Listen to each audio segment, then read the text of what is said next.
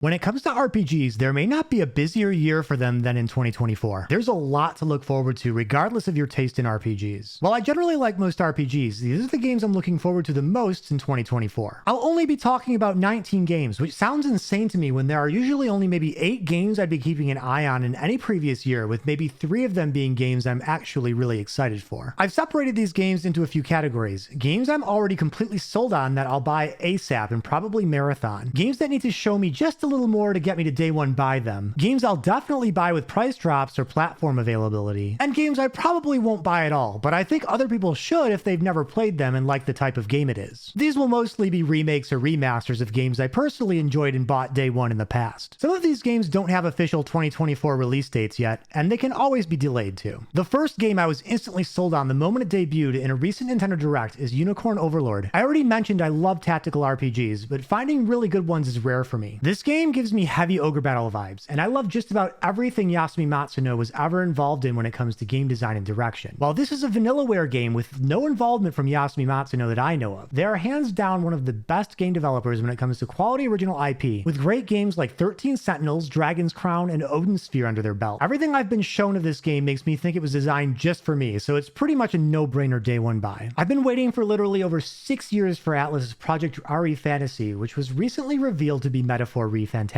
I've been a big fan of Katsuda Hashino since Shin Megami Tensei Nocturne, so I was pretty excited to hear he'd be making a new IP away from the Persona games he was most well known for. The fact that it was a fantasy JRPG with turn-based combat already had me sold before they even showed the recent reveal trailer for the game with its fresh new name. I'll definitely be talking more about this game in future videos as they have plenty of events lined up for showing it off worldwide. But the fact that Atlus is confidently releasing this game in the busy 2024 holiday season and announcing it as early as they did shows they have great confidence in this game's sales potential, regardless of what will compete with it in that busy release timeframe. But yeah, this game is my next instant day one buy. The last game I'm completely sold on, and the only remake in this category, is Dragon Quest III HD 2D Remake. Dragon Quest III was one of the JRPGs that pioneered the job systems I love in a lot of JRPGs today. Dragon Quest games, besides practically inventing the JRPG genre, are very consistent in presentation and quality, which I think is why it's still such a strong brand even today. While Dragon Quest III is probably the first Dragon Quest game that I'd say has aged well even in its original Super Famicom form in 1988, I can't help but think seeing the game in HD 2D glory with some intelligent 2023 user experience changes will be well worth me purchasing the game again. Dragon Quest III is also the game that made the Dragon Quest series a household name in Japan, so it's something of a special game in the entire series. As series creator Yuji Horii is currently playtesting the game, I have a feeling we'll definitely be seeing it in 2024, but the game currently has no release date. I will not buy Persona 3 Reload because I know the story already, and that's pretty much the Persona experience for me. However, I can highly recommend this game to anybody looking to get into the Persona series as a whole, or anybody who has never played the original Persona 3 but has played Persona 4 and or 5. Persona games are, for me at least, one and done games, but they are fantastic entry-level JRPGs that even people who don't usually like JRPGs can enjoy. My first playthroughs of these games are incredibly euphoric experiences, but there's never any good enough reason for me to play 60 to 100 hours of the same story all over again, even if new dialogue options are available. This game completely revamps the visuals, adds new voice acting, changes up the battle system a little, remixes the old soundtrack, spruces up the UI to Persona 5 levels, and adds some much needed user experience changes to the game. I don't doubt this will be the definitive Persona 3 experience when it releases on February 2nd. It's a game definitely worth checking out if you like school setting RPGs with well-written characters, turn-based combat, and good storytelling. For me though, it's just a $70 game I already played. I will not be buying Suikoden 1 and 2 HD Remaster, Gate Rune, and Dunan Unification Wars because I've already played the originals years ago. But like Persona 3, I think they're both great games, and I'm glad they'll be easily accessible and available to legally purchase and enjoy for anybody that couldn't play the original games. Suikoden 1 and 2 were groundbreaking for their time for featuring a huge cast of playable characters, with up to 108 people to recruit into your army. The war strategy minigames are fun, and the duels were really cool for their time. The stories are really good too, and even years later I remember the duel that unlocked Soul Eater level 3 in the first game for its dramatic impact. The soundtracks for these games are still great too, and the remasters are going to look better than the originals do. It's a shame Suikoden 3 and 4 couldn't quite compare to the first two games, but Suikoden 5 redeemed the series for me. The popularity of Suikoden 1 and 2 are the real reason Suikoden director Yoshitaka Murayama easily smashed through their Kickstarter stretch goals and became 2020's most successful Kickstarter campaign, when pitching Eiyuden Chronicle 100 Heroes on the site. But we'll get to that game in a bit. I've already made a video on Nihon Falcom's Trails Through Daybreak and highly recommend it to anybody who wants to get into the Trail series, but maybe finds it too intimidating to play the 10 games preceding it in the timeline. I've already bought and played through the Japanese game, so I won't be buying it myself, but Trails Through Daybreak is the beginning of a brand new story arc with new characters and a fresh setting in the series that can be enjoyed as a standalone game. Trails Through Daybreak has a heavy anime influence, with a hybrid action and turn-based battle system that lets you quickly dispatch easier enemies and go into the turn-based mode for the bigger threats. I love this battle system, and Metaphor ReFantazio, the way I understand it from what Atlas showed for that game, will have a similar hybrid battle system. The highlights of Trails Through Daybreak are its characters, and if you do play other games in the series, it's world building across different nations. For anybody who is following the series, it's definitely an easy day one buy in the summer of 2024 if you haven't already played it in Japanese. The original Mystery Dungeon series is getting a new entry with Shiren the Wanderer, the Mystery Dungeon of Serpentcoil Island. You know, the popular series that began in 1993 and pioneered gameplay for popular spin-offs like Pokemon Mystery Dungeon and Chocobo's Mystery Dungeon. The first game in the Mystery Dungeon series is also the first successful Dragon Quest spin-off featuring Tornico, or Taloon from Dragon Quest IV and Tornico's Great Adventure, Mystery Dungeon. Shiren took over the flagship in 1995 and has been captaining it since. The Shiren Mystery Dungeon games are challenging roguelike RPGs that reward understanding game mechanics and brutally punish failure. Although, recent games including this one have multiplayer features like Rescue that allow other players to rescue you when you've been downed and salvage things that would have otherwise permanently disappeared. When your character moves in the dungeon, the enemies move too, so it has a turn-based system. The game is scheduled to release on February 27th. They need to show me a little more before I'll buy it, but I love what I've seen so far. It'll be a pretty easy sell to me if it's consistent with my series expectations. On the topic of roguelike RPGs, another dungeon crawler is getting a sequel out of nowhere that will be an easy sell for me, and that's Izuna. Izuna, Legend of the Unemployed Ninja 1 and 2 on the DS are two Atlas-published DS games I forgot to mention in my other video about great games stuck on dual-screen consoles. The games never took off like Shiren and actually released to middling reviews, but I absolutely adore them, and I'm just as excited for the new Izuna as I am for Shiren. On a big picture level, the biggest difference between Izuna and Shiren is that Izuna has mechanics that aren't as harsh if you get KO'd in the dungeons, so it's a more relaxing experience. The overall gameplay is very similar in how it rewards understanding the mechanics to succeed though. Izuna also may not be a 2024 release, as all that was shown for this game was a 13-second clip at the 2023 Tokyo Game Show. Front Mission is a series I don't see talked about much, but Front Mission 3 is my personal favorite tactical RPG in the series, and it's getting a remake. The Front Mission series is a multimedia collection of stories told through games, manga, novels, radio dramas, and the like, which I'll probably go through in more detail in a video dedicated to it in the future. The games vary in genre from action to tactical RPG, but they generally tell stories about characters involved in political conflicts between large groups and involve fighting in bipedal mechs called Wanzers. The stories are grounded more on alternate possible futures from the realities we know. I do need to see more of the Front Mission 3 remake, but I will probably pick this one up because I forgot most of the original game after I beat it. It has a cool battle system where you can destroy Wanzer parts to prevent enemies from using dangerous attacks. I just love mecha and tactical RPGs, so it's an easy sell for me. Decapolice looks like a unique mix of detective mystery and RPG. I personally need to see a little more of it to decide whether I'd want to buy it immediately or not, but I like what I've seen so far. New IP is always difficult because there's nothing to compare the gameplay to, but Level 5 has made good mystery puzzle games and RPG games in the past, so I think Decapolice is a solid bet for quality. I know this is an easy day one buy for a lot of people, and Level 5 has a very passionate and dedicated fan base. I'm definitely keeping my eye on it, as Level 5 is sure to show more footage of the game before its release date is announced. I've always wanted to talk about the Dungeon Traveler series, but have been too afraid of what YouTube might do to my channel if I wasn't careful doing so due to the game's M ratings for their sauciness. It's also confusing to talk about because the first game is a visual novel called Two Heart, the second game is Dungeon Travelers 2 Heart 2, the third game is Dungeon Travelers 2, and the fourth game is Dungeon Travelers 2 2. While the original Two Heart, from which this series spawned, does fall into a category I definitely can't talk about, Dungeon Travelers 2 Heart 2 in Another World is actually supposed to be a pretty solid, if dated, dungeon crawling RPG featuring the characters from Two Heart in an alternate fantasy world. And I can say that without having played the game because I did fairly recently play its sequel, Dungeon Travelers 2, on PC in the middle of 2023, and I was astounded with how well designed of a dungeon crawler it was with its gameplay. While I'm not expecting much from Dungeon Travelers 2 Heart 2 in Another World, I'm still very interested in playing its English language debut in 2024. SaGa's Like a Dragon Infinite Wealth is actually the first AAA RPG banger releasing in 2024 on January 26th. Let me just say, I think it's awesome this series has even become a turn-based RPG in a time when Final Fantasy has become a character action game. While Yakuza Like a Dragon had sort of mid-gameplay when it came to the turn-based combat, it definitely retained the charm and wackiness I'd grown to love playing the series up to that point. As somebody who has lived in Japan and studied the language for years, my interest in Like a Dragon is more for its Japanese setting and cultural features than its actual gameplay. I'm expecting Like a Dragon Infinite Wealth to be a fantastic game worthy of the golden day one buy, but personally, I'm going to wait down the line for the cost of the game to go down. Yakuza 0 was the first Yakuza game I played, and it was the best $5 purchase I ever made on Steam until I played Dragon's Dogma Dark Arisen on PC just a few weeks ago for less than $5. I've since picked up every game in the Like a Dragon series on serious discount as time passed, so Like a Dragon Infinite Wealth will be the same for me. On the topic of Dragon's Dogma, we've got Dragon's Dogma 2 releasing on March 22nd. I already mentioned I purchased Dragon's Dogma Dark Arisen for less than $5. I also played through the entire game for the first time just a few weeks ago, and I kinda loved it. Granted, the game definitely shows its age as a game originally made in 2012, but all I could think about while I played the game is the potential that Dragon's Dogma 2 has to fix everything I didn't like about the original game. If it can manage to do this, it's definitely not only a day one buy, but maybe also even a serious Game of the Year contender for me. I was legitimately shocked at how well the job system I've grown to love in turn-based RPGs transfers so well to Dragon's Dogma's vocations and action RPG combat. The connected multiplayer aspect of the pawn system is extremely fun and original, and it had more depth to it than Xenoblade Chronicles Cross's online recruitment system for other players. Although I played Zelda Breath of the Wild before I played this game, it was the first game I thought of as I played Dragon's Dogma, but Dragon's Dogma remained distinct even from that as an action RPG, and it even came before every other game I thought of as I played it, which also made me think Dragon's Dogma influenced all these other great games I've played, and must have felt so ahead of its time to anybody who actually played Dragon's Dogma in 2012. Clinging onto large monsters and shredding them is extremely satisfying too. It's beautiful, and while it's not a day one buy for me yet, I'll definitely have $70 set aside because I'm probably going to change my mind by the time March rolls around. Regardless, I'll definitely play it at some point, and I have full confidence Dragon's Dogma 2 will be an incredible game. Final Fantasy VII Rebirth looks awesome, and it's an open-ended action RPG, so it has my interest. Unfortunately, the game falls into the category of platform unavailability for me, as my next-gen gaming platform of choice these days is PC, and this game is going to be a PS5 exclusive for a while. I already determined that I want to wait for the entire Final Fantasy VII trilogy to release anyways before I even play the first game, but there's no way I can make a video talking about easy day one buys and not talk about Final Fantasy VII Rebirth. So yeah, if I had a PlayStation 5, this would be an easy day one buy for sure on February 29th.